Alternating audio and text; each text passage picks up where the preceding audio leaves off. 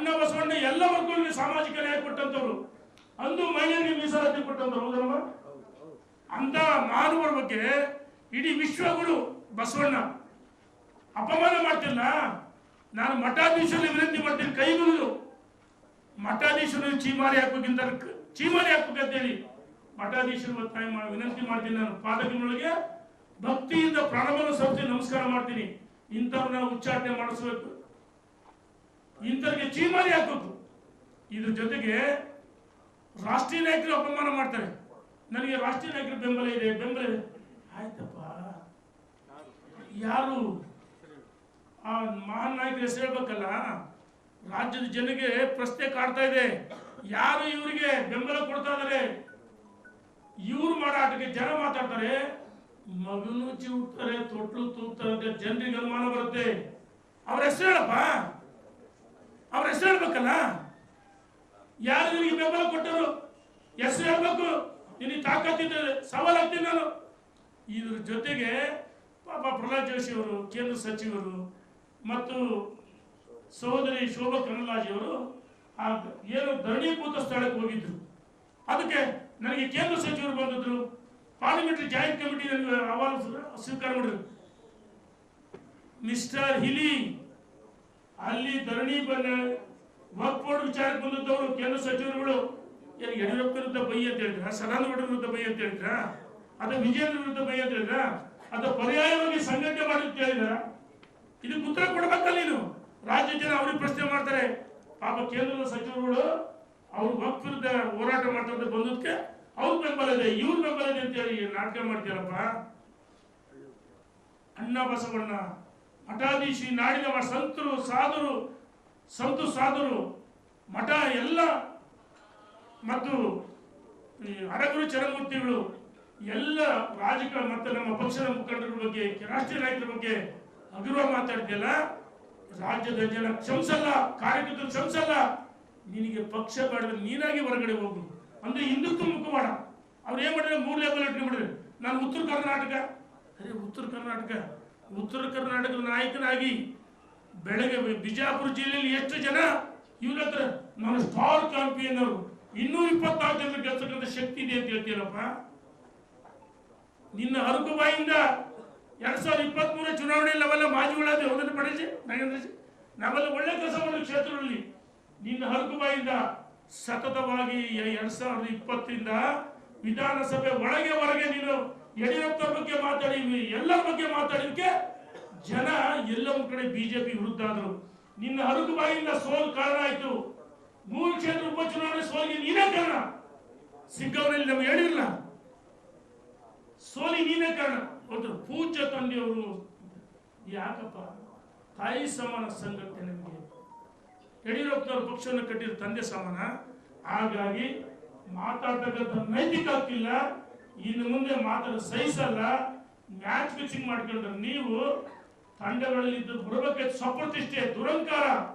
ಒಂದ್ ರೀತಿ ನಾನೇ ಸರ್ವೋಚ್ಚ ನಾಯಕ ಸ್ಟಾರ್ ಕ್ಯಾಂಪೇನ್ ಆಗಿದ್ದಪ್ಪ. ಬಿಜಾಪುರ ಜಿಲ್ಲೆಯಲ್ಲಿ ಎಷ್ಟು ಜನ ಶಾಸಕರು ಹೇಳ್ಸಿದ್ರೆ ಸ್ಟಾರ್ ಕ್ಯಾಂಪೇನ್ ಹೇಳ್ತಿಲ್ಲ.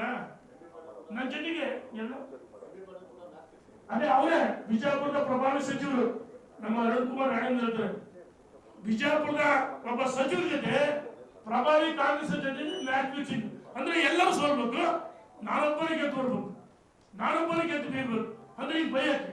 ಅಲ್ಲ ಇನ್ನೊಂದು ಮುಗಿಸ್ಬಿಡ್ತೀನಿ, ನನಗೆ ಕ್ಷಮೆ ಇರಲಿ, ಮುಗಿಸ್ಬಿಡ್ತೀನಿ 1 ನಿಮಿಷ ಆಯ್ತಣ್ಣ. ಅಣ್ಣ ನಮ್ಮ ಮಾತು ಬೆಳೆಸ್ತೈತೆ, ನಿಮ್ಮನ್ನು ಪ್ರೀತಿ ಮಾಡ್ತೀನಿ ನಾನು, ನಿಮ್ಮ ಬಗ್ಗೆ ಪ್ರೀತಿ ಇದೆ ಇರ್ಲಿ. ಏನ ಬಿಜಾಪುರ ಜಿಲ್ಲೆಯಲ್ಲಿ ಎಷ್ಟು ಜನರ ಕೆಲಸ ಬಂದ್ರೆ ಉತ್ತರ ಕೊಡ್ಬೇಕಲ್ಲ. ಅಂದ್ರೆ ಸದಾ ಹಿಟ್ಲರ್ ಇದ್ದಾರಲ್ಲ, ಹಿಟ್ಲರ್ ರೀತಿ ವರ್ತಿಸ್ತೀರಿಯಾ?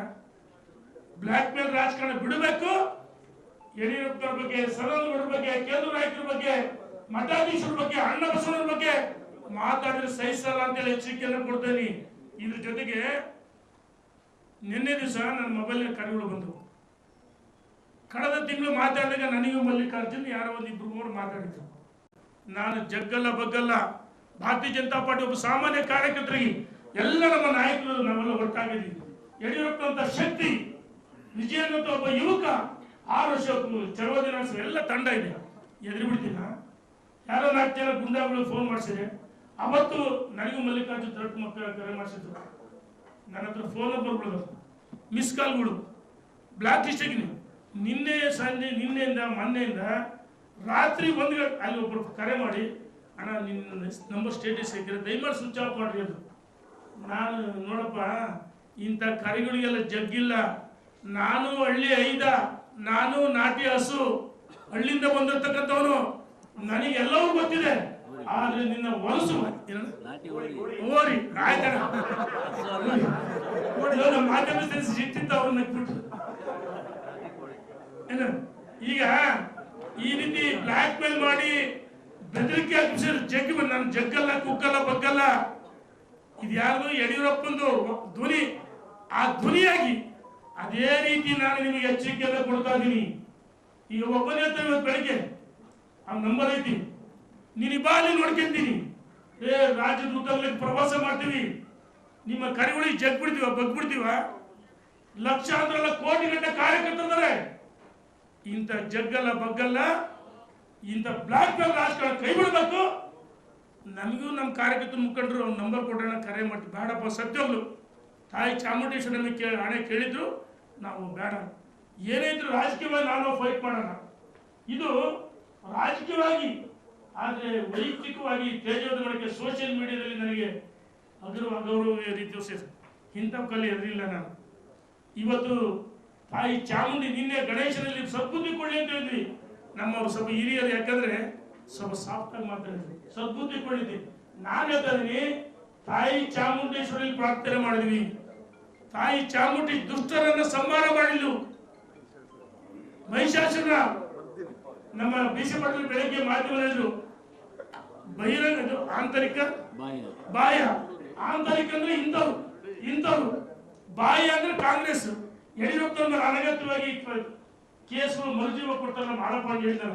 ಆ ಮರುಜೀವ ಕೊಡ್ತಾರಲ್ಲ, ಅಂಥವ್ರು ಸಂಹಾರ ಮಾಡು. ಭ್ರಷ್ಟಾಚಾರ ಅಂಥವ್ರು ಸಂಹಾರ ಮಾಡು.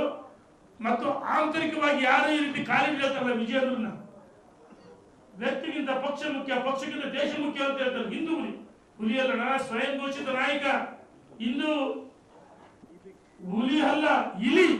ಸಾರಿ ಸೇರಿ ಹೇಳ್ತೀವಿ, ನಿನ್ನ ಆಟಗಳು ನಡೆಯಲ್ಲ. ತಕ್ಷಣ ನಮ್ಮ ವರಿಷ್ಠಿಗೆ ನಾವು ಇವತ್ತು ತೀರ್ಮಾನ ಮಾಡ್ತೀವಿ, ಸಭೆ ಸೇರಿ. ಇನ್ನ ಕೆಲವೇ ದಿವಸದಲ್ಲಿ ಮುರುಡೇಶ್ವರದಲ್ಲಿ ಏನಪ್ಪಾ ಸುನಿಲ್ ಇಲ್ಲಿ ಸುನಿಲ್ ನಾಯ್ಕ ನಮ್ಮ ಇವರಲ್ಲಿ ಇದ್ದಾರೆ, ರೂಪಾಯಿ ನಾಯ್ಕರು ಜೊತೆಗಿದ್ರಲ್ಲ, ಇಲ್ಲವರು ಅವರು ಮುರುಡೇಶ್ವರ ಬರಕಂತ ಹೇಳಿದ್ರೆ ಆ ದಿನಾಂಕವನ್ನ ನಾವು ಕೂತು ಚರ್ಚೆ ಮಾಡ್ತೀವಿ. ಮತ್ತು ದಾವಣಗೆರೆ ಸಮಾವೇಶ, ದೊಡ್ಡ ಸಮಾವೇಶ, ಇವರಪ್ಪರಂತ ಸಮಾವೇಶ ಮಾಡ್ಕೊಳಪ್ಪ, ಯಾರು ಬೇಡ ಅಂತಾರೆ. ನಾವು ಬಿಜೆಪಿ ಸಮಾವೇಶ ಮಾಡ್ತೀವಿ, 3 ಲಕ್ಷ ಜನ ಸೇರಿಸಿ ರಾಷ್ಟ್ರೀಯ ನಾಯಕರು ಕರೆಸ್ತೀವಿ, ಕೇಂದ್ರ ಸಚಿವರುಗಳು ಕರೆಸ್ತೀವಿ, ವಿಪಕ್ಷ ನಾಯಕರುಗಳು ಕರೆಸ್ತೀವಿ, ಸದಾನಗೌಡರು ಕರೆಸ್ತೀವಿ, ಯಡಿಯೂರಪ್ಪರು ಕರೆಸ್ತೀವಿ. ರಾಜ್ಯದ ಅಧ್ಯಕ್ಷರ ಸಾರಥ್ಯದಲ್ಲಿ ಹಿರಿಯರಾದ ನಮ್ಮ ರವೀಂದ್ರನಾಥ್ ಅವರ ನೇತೃತ್ವದಲ್ಲಿ ಭಾರತೀಯ ಜನತಾ ಪಾರ್ಟಿಯ ನಮ್ಮ ಇಡೀ ರಾಜ್ಯದ 3 ಉಪಚುನಾವಣೆ ಸೋತ ಸಭೆಗಳಲ್ಲಿ ನೋವಾಗಿದೆ. ಆತ್ಮವಿಶ್ವಾಸ ಬರಬೇಕು. ಮುಂಬರುವ ಸ್ಥಳೀಯ ಸಂಸ್ಥೆಗಳಲ್ಲಿ ನಮ್ಮ ಕಾರ್ಯಕರ್ತರ ಮುಖಂಡರಿಗೆ ಆತ್ಮವಿಶ್ವಾಸ ಮೂಡಿಸಬೇಕು. ಅದಕ್ಕೋಸ್ಕರ ದಾವಣಗೆರೆಯಲ್ಲಿ ಸಭೆ ನಿಗದಿ ಮಾಡ್ತೀವಿ. ದಿನಾಂಕವನ್ನ ಒಂದು ದೊಡ್ಡ ಸಭೆ ಮಾಡ್ತೀವಿ. ಇನ್ನು ಮುಂದೆ ಈ ರೀತಿ ಮಾತಾಡೋದನ್ನು ಕೈ ಬಿಡಬೇಕು.